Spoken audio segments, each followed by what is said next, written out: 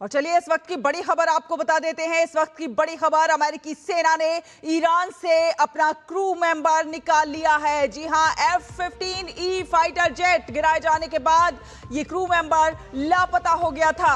Iran के दुर्गम पहाड़ों में ट्रंप का मिशन कामयाब रहा। सफलता मिली है ट्रंप के इस मिशन में। भारी गोलीबारी के बीच रेस्क्यू किया गया। फंसे कर्नल को सुरक्षित बाहर निकाल लिया गया। दुश्मन के करीब आने के बावजूद बचाव किया। घातक हथियारों से लैस विमान भेजे गए। घायल अधिकारी अब पूरी तरह सुरक्षित बताए जा रहे हैं। पहले पायलट का किया था सफल रेस्क्यू और ईरान में 2 सफल रेस्क्यू ऑपरेशन।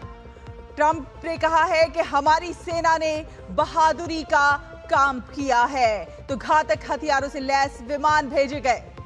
घायल अधिकारी के बारे में आपको बता दें कि अब पूरी तरह से सुरक्षित बताए जा रहे हैं ये घायल अधिकारी। अमेरिकी सेना ने ईरान से अपने क्रू मेंबर को रेस्क्यू किया है। ब्रेकिंग न्यूज, बड़ी खबर आप तक पहुंचा रहे हैं।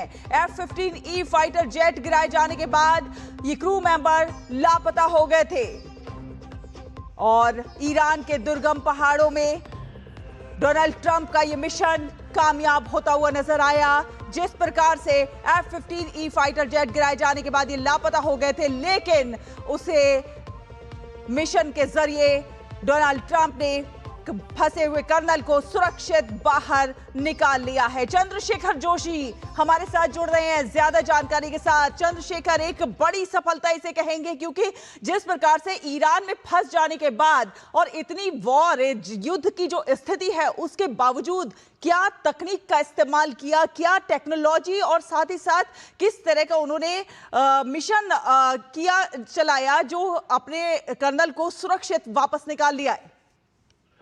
बिल्कुल, देखिए इस वक्त ये राष्ट्रपति ट्रंप की ओर से भी ये पुष्टि कर दी गई है कि जो F-15E का दूसरा क्रू मेंबर वहां पर फंसा हुआ था उसको रेस्क्यू कर लिया गया है। और इससे पहले जो पायलट था उसको जब ये यहाँ पर F-15E को गिराया था ईरान ने, तो उसके बाद ही पायलट को रेस्क्यू कर लिया गया था और काफी समय लग गया था जो दूसरा क्रू मेंबर है उसको रेस्क्यू करने में, लेकिन अब उसको रेस्क्यू कर लिया गया है। ये जानकारी अमेरिका के राष्ट्रपति की ओर से भी दी गई है। और इस पूरे ऑपरेशन की हम बात करें तो काफी एक कॉम्प्लिकेटेड ऑपरेशन इसको कहा जा सकता है, क्योंकि ईरान के अंदर जाके ये ऑपरेशन अमेरिकन फोर्सेस ने वहां पर किया है, रेस्क्यू का ऑपरेशन किया है और इसके लिए ये फोर्सेस वहां पर ट्रेंड होती हैं। और सबसे बड़ी बात यह है कि जो क्रू मेंबर होते हैं वो पूरी तरह से ट्रेंड होते हैं कि इस तरह की जो स्थिति है उस तरह की स्थिति में किस तरह से काम किया जाए, किस तरह से कांटेक्ट किया जाए और किस तरह से अपने को छुपाया जाए।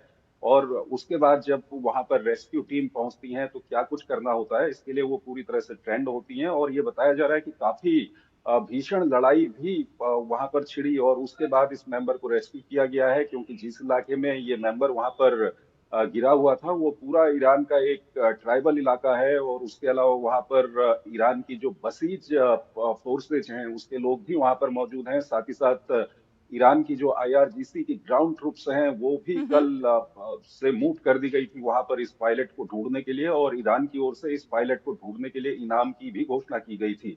तो ऐसे में माहौल काफी वहां पर एक तरह का विकट माहौल हो गया था अमेरिकी फोर्सेस के लिए अपने इस क्रू मेंबर को रेस्क्यू करना। बिल्कुल। लेकिन लंबे लंबे ऑपरेशन के बाद इस क्रू मेंबर को वहां पर रेस्क्यू कर लिया गया है और ये बताया जा रहा है कि क्रू मेंबर अब अमेरिकन फोर्सेस की कस्टडी में है।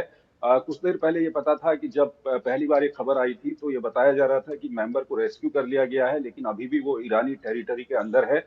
लेकिन अब ये बताया जा रहा है कि उसको ईरानी टेरिटरी से बाहर निकाल लिया गया। जोशी, एक एक चीज ये भी है कि अमेरिका की ईरान के चप्पे चप्पे पर नजर है। जिस तरह से इन्होंने अपने क्रू मेंबर को रेस्क्यू किया है, इस बात से तो यही जाहिर होता है कि ईरान के चप्पे चप्पे पर अमेरिका की नजर है और जो अमेरिका धमकी दे रहा है उसे ईरान को बहुत हल्के में नहीं लेना चाहिए। देखिए दिक्कत क्या है कि अमेरिका की ओर से जो अभी तक हमले किए गए हैं, चाहे अमेरिका की ओर से या इजराइल की ओर से, वो काफी ऐसे हमले ईरान के अंदर किए गए हैं कि ईरान की जो मिलिट्री पावर है या नेवल पावर है या जो उसके अलावा ईरान की जो डिफेंस एयर डिफेंस पावर है उसको काफी काफी हद तक उसको नष्ट कर दिया गया है। और ईरान के आसमान में जो अमेरिकी फोर्सेज हैं या इजरायली जो लड़ाकू विमान हैं वो लगातार वहां पर उड़ रहे हैं। लेकिन हो क्या रहा है कि ये जो आप F-15E की बात करें या F-35 की बात करें, ये बहुत आधुनिक विमान है और ये रडार की पकड़ में नहीं आते हैं। लेकिन एक कमजोरी ऐसी है जो ईरान ने पकड़ ली है और वो कमजोरी है हीट सेंसर्स की। तो कहीं न कहीं ईरान के पास कुछ ऐसे छोटे हथियार मौजूद हैं जो हीट सेंसर का उपयोग करते हैं, इंफ्रारेड रेडिएशन का उपयोग करते हैं और उसके बाद वो इन विमानों को निशाना बनाने में कामयाब हो रहे हैं। लेकिन बड़े हथियारों की हम बात करें या जो एयर डिफेंस सिस्टम है ईरान के, उसके अलावा जो मिसाइल सिस्टम है, मिसाइल लॉन्चर है, वो काफी हद तक अमेरिका और इजराइल नुकसान पहुंचाने में कामयाब हुए हैं। लेकिन ये संभव भी नहीं है ईरान जैसे देश में कि आप उनकी जो 100% उनकी जो क्षमता है उसको खत्म कर दें। लेकिन ये जिस तरह से ये ऑपरेशन चलाया गया है, इस ऑपरेशन से ये जरूर पता लगता है कि वहां पर जो अमेरिकी और इजरायली फोर्सेज हैं वो काफी हद तक जो ईरान का आसमान है उसमें अपना डोमिनेंस सिद्ध करने में कामयाब हुई हैं। हालांकि ये इलाका जहां पर इस पायलट को रेस्क्यू किया गया था, ये होर्मुज के जी, नजदीक है और ईरान के बॉर्डर का इलाका है और काफी टफ टेरेन यहाँ पर था, लेकिन उसके बावजूद भी इस पायलट को वहां पर रेस्क्यू कर लिया गया। चलिए बहुत धन्यवाद चंद्रशेखर जोशी, ये तमाम अपडेट हमारे दर्शकों के साथ साझा करने के लिए। तो इससे पहले अमेरिका के राष्ट्रपति डोनाल्ड ट्रंप